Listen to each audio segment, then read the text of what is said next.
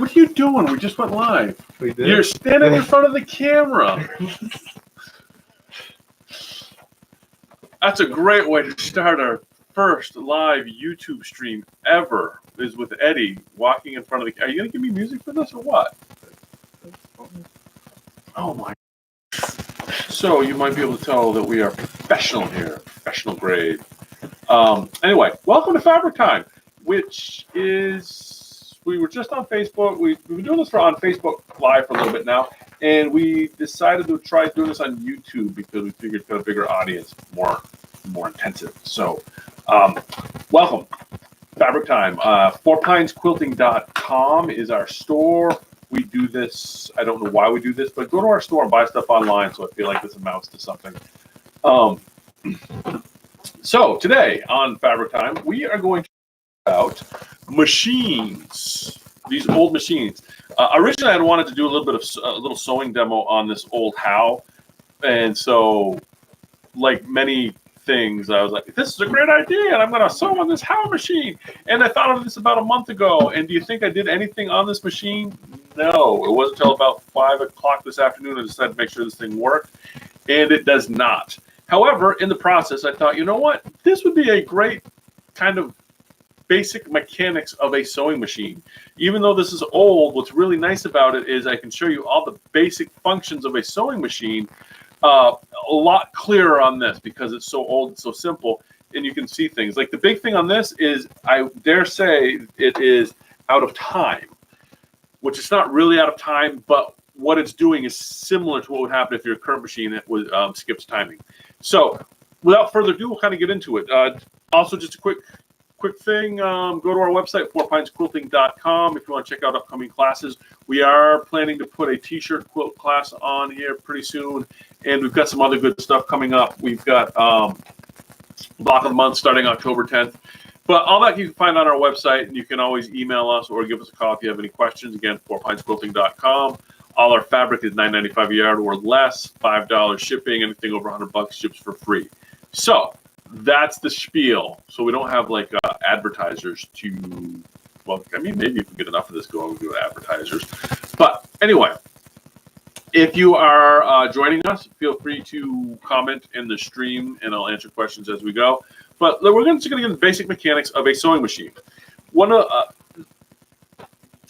So without further ado, let's get into that. This is our How sewing machine. Quick right off the bat, this is your tension, which is fairly obvious, but this is interesting in that there's no springs. The tension on this is actually created by tightening the screw, which increases the friction. There's a felt pad on the backside. Modern ones have a spring in there, but this creates tension by pressing the thread between two metal discs there. That's not too exciting, pretty common, a tension disc. The other big thing on this is your uptake lever. On a modern sewing machine, that's your uptake lever right there. Right, this is the way they did this on the How. This is actually the top of the needle bar, which is kind of ingenious. Because when I was trying to thread this the first time, I was thinking, where is the uptake lever?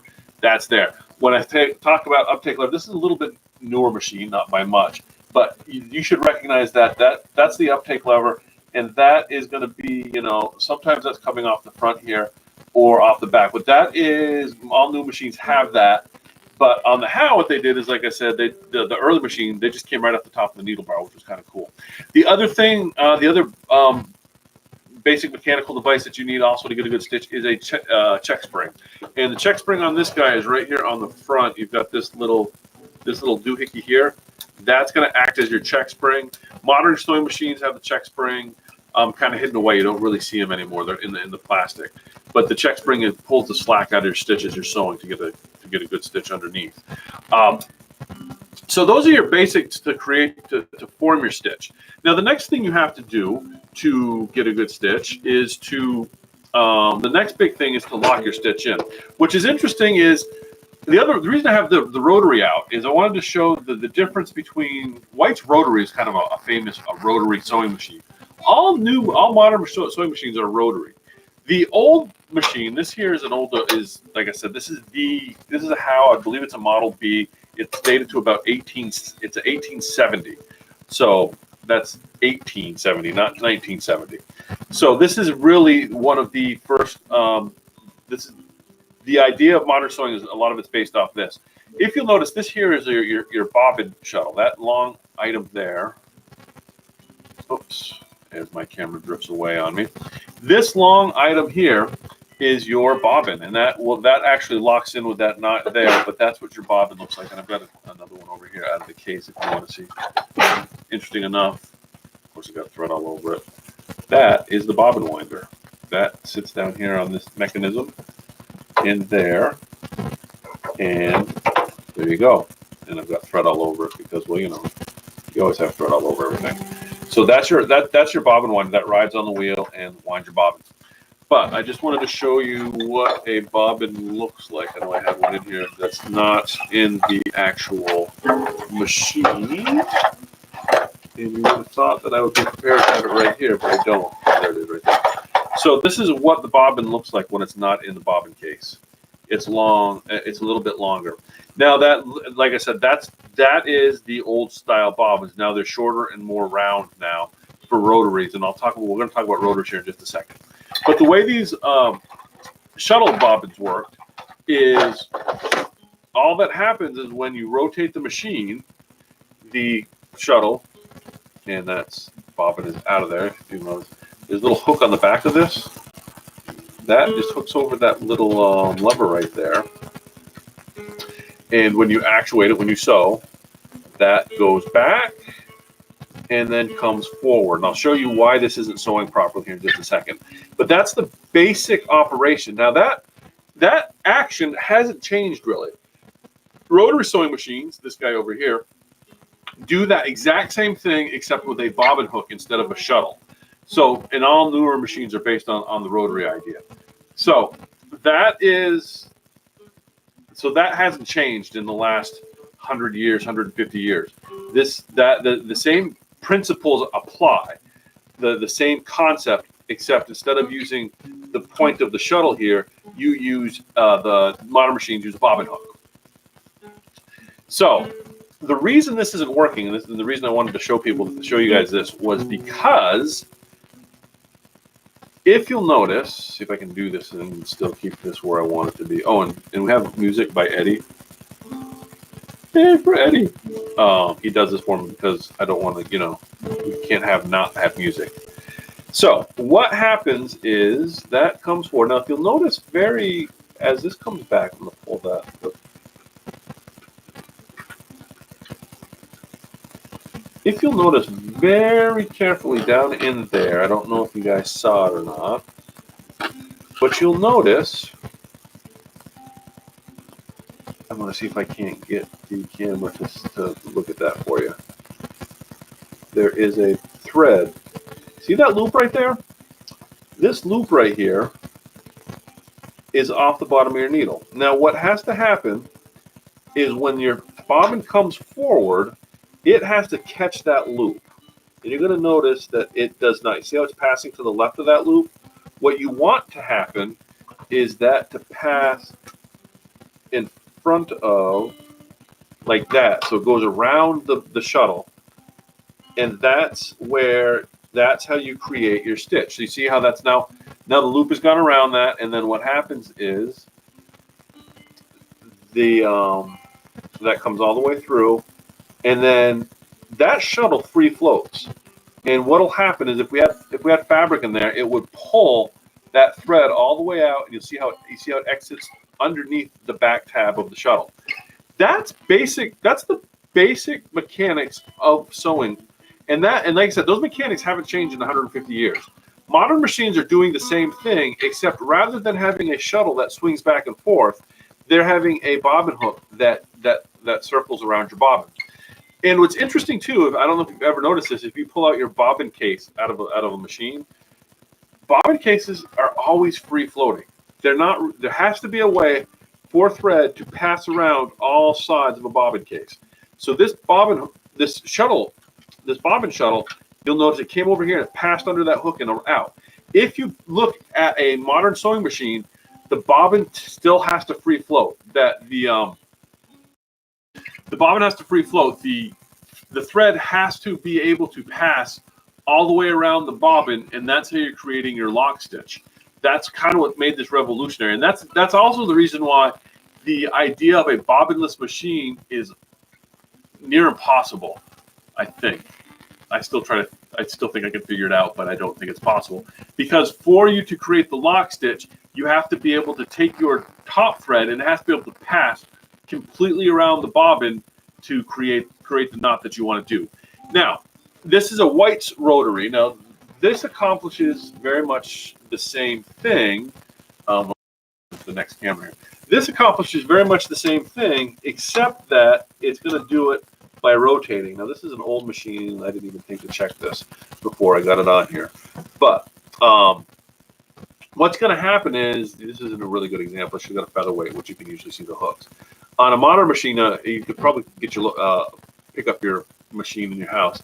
Is the reason it's called the rotary is this is your bobbin, and it goes around rather than back and forth. It goes around the bobbin to create your loop. Now, interesting enough, I was just having this when I was doing this earlier. I was doing a live feed on Facebook. Interesting, on the live feed on Facebook, where I was kind of troubleshooting this, and people were just kind of watching and chiming in. And somebody made the point that up until the mid-'70s, 1970, all sewing machines fed from the side. So when we think of the front of the needle, where you have the eye of the needle, the front of it, you can look right through the eye. Up until like the 70s, the eye was always coming off of the side. You either threaded from left to right or right to left. You never threaded from back to front. The reason you went from left to right, or vice versa, the reason that happened was because it was a holdover from the days of the shuttles, because the shuttle mechanism to work pivots off of this center point, so the needle has to be facing left and right. When they switched to rotary with a rotary bobbin, that orientation is not very important. Doesn't really matter. You can orientate the bobbin any way you want because the mechanism is just spinning. So just however wherever you orientate that shaft. So they figured that out in the mid-'70s that, hey, let's change it, put it. So instead of putting your bobbin in the side, you put it in the front. It was easier to get at. So that was kind of a vestige of the old machines when they mounted it in the side like this. When they moved them to the front, which there's no reason why they couldn't have done that 100 years before, when it became rotary bobbins. But the reason that they kind of did rotary was that was kind of a holdover from the shuttle machines. And now today, like I said, you've got them. They moved them to the front, and then you've also got drop-in bobbins. But that mechanism of how the shuttle hook caught the top thread and then created your loop, the mechanics of that stitch have not changed at all in the last 100 years. You can look at your $15,000 sewing embroidery machines. The mechanics of a stitch formation are the same. They've gotten a little fancier about it, and they use more expensive machines to do it. But that hasn't changed at all, the mechanics. And I just thought we'd cover that today. So that's the mechanics of a stitch. Like I said, it's very important you have an uptake lever which creates the slack to get you that loop. And then you have the check spring, which pulls the slack out as the loop is formed to create a good stitch. Those are the two, and it's very clear on this, very basic. And like I said, that's going to exist on all machines. The way the hook, the hook, either the shuttle hook or the bobbin hook, catches that top thread, creates the loop, and then comes out.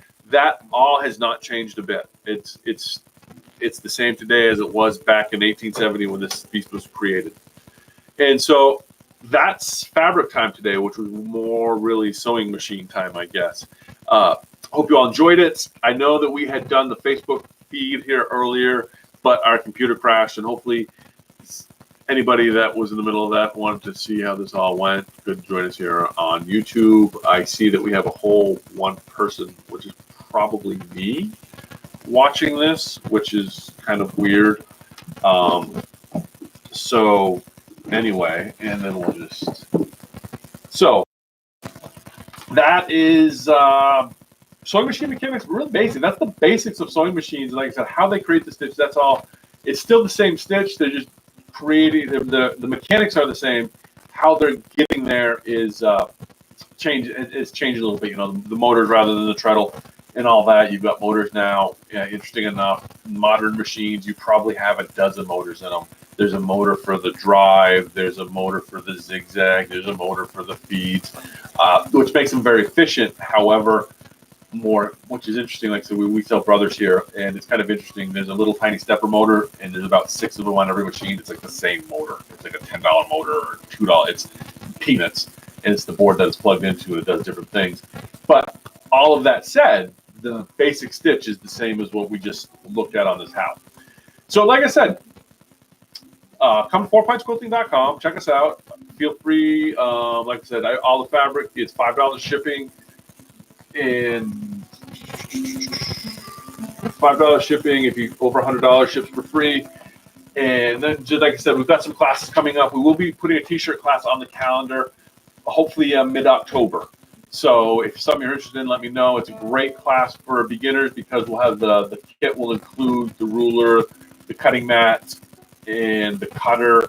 We're also going to include all the fabric and everything you need to make the quilt. The only thing you need to bring with you is 12 t-shirts, and we're going to turn that into a quilt. And the cost of that's going to be $300, but that's going to include all your materials, and we're even going to quilt it at that point.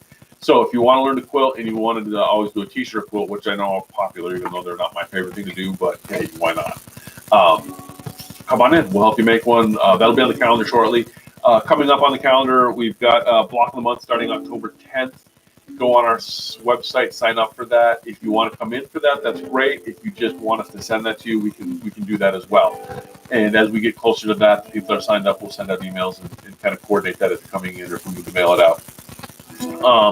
We're also redoing the sewing foot primer, where we cover all the basic sewing feet that come with your machine and what they do, because I know that's a question a lot of people have. So we're running that class again on October 26th. It's a 2-session class. We're going to do it October 26th, and the second session is going to be November 23rd. And like I said, we're going to cover all the basic feet that come with it, how to do different things, and what it all does. Because I don't know, a lot of people have your sewing machine, use 1 or 2 feet, and like, what do the rest of these do? So that class will kind of get into the basics of sewing machine feet.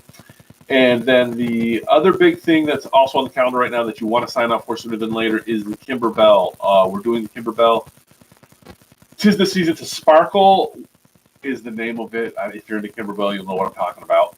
We're doing 2 classes, November 2nd and November 6th. We may add more because our classes are limited to 6 people, because that's how we like to roll around here, keep it small, keep them fun.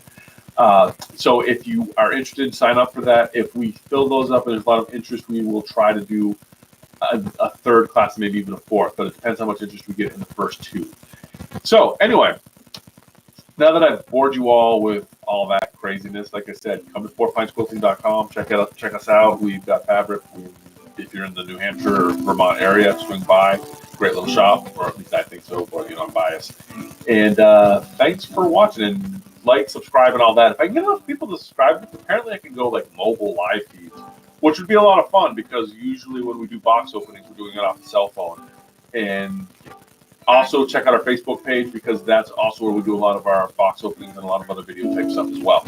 So subscribe, like, make some comments. We'd love to hear from you. We're trying to make this whole social media thing work, and I hate editing, so you're just getting live feeds. I'm not going to do fancy titles.